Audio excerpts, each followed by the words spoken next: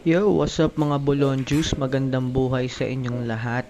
So for today, samahan nyo ako guys. Magpapalit tayo ng fairings ng motor natin. Ngayon nandito tayo sa Laguna and check natin kung ano mangyayari sa motor natin maya maya guys.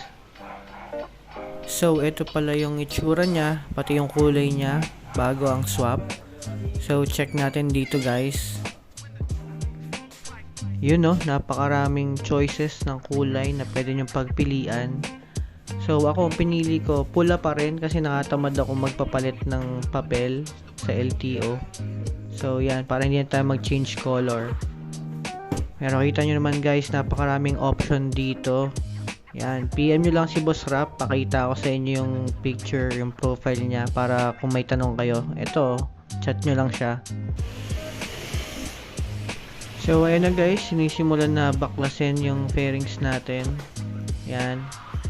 Bali, magsaswap lang kami ng fairings. Yung gusto ko na kulay, Ferrari red, naka-ready na. Sasalpak na lang yun mamaya. Ayan, so ngayon, hubad na yung motor natin. Lilinisin lang yan hanggang loob. Tapos mamaya sasalpak na yung kulay na gusto natin guys. So mas pinili ko makipag-swap na lang para mabilis lang kasi daily use ko rin gamit tong motor na to. Pwede rin naman magpa-repaint, kaso nga lang magko-consume yun ng maraming oras, araw actually ang aabutin. Yan guys, yan yung stock na fairings ko. Matte red, galing ako matte red, tapos papalit natin ng Ferrari red, which is parang ganito yung itsura. Yan yung sample. So kung i-compare natin dun sa stock ko na matte red, malayo talaga yung itsura niya. Yan o. Well, kung may budget naman kayo guys, pwede kayong bumili ng aftermarket na fairings. Pero ako kasi personally hindi ko gusto yun kasi may stock lang yung stock parts ko sa bahay. Literal na stock parts na siya. Unless mabibenta mo siya kagad, 'di ba? So it's up to you guys. So eto na siya guys. Medyo luminis-linis na unti yung wiring niya, pati ang kanyang kalooban. Trivia lang, first time lang na buksan to ng ganito ever since binili ko siya noong 2019. So first time lang nalinisan talaga ng internal organs. Yan.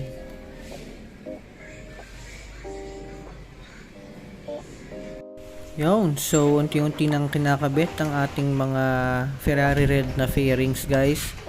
Tignan nyo naman, napakakintab. Partida guys, wala pang buffing yan. Mamaya ibabuffing pa nila yan, lilinisin pa. So check nyo lang hanggang matapos yung video para makita nyo yung result. So yan na siya guys, nakakabit na lahat ng fairings nya. Pero hindi pa tayo tapos dyan. Again, katulad ng sabi ko, papakindabin ba nila yan? Alright. So tignan natin yung magiging resulta nya after buffing guys.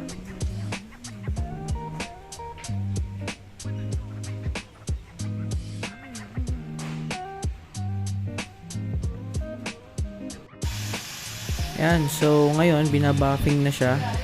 So waiting lang tayo dito. Habang naghihintay, syempre order muna tayo. May food trip din pala sila dito guys, kaya hindi ka magugutom habang naghihintay ka.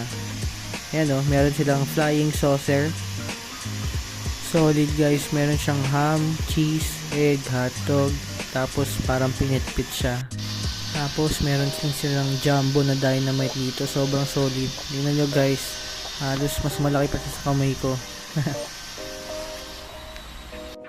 And finally guys, ayan na ang finished product. Wow, grabe, pagkakakintab. Talaga naman pwede ka nang manalamin tol. Yan o. Talagang pagtanghaling tapat, gamit mo yan. Pagtitinginan ka talaga kasi nakakasilaw talaga. Apakakintab. Solid.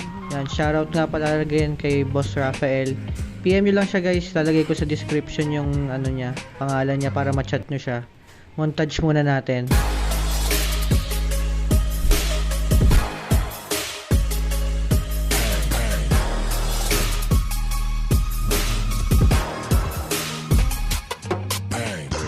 Ito pala guys yung before and after pic niya. So maraming salamat sa panonood. Hanggang sa muli guys. Paalam.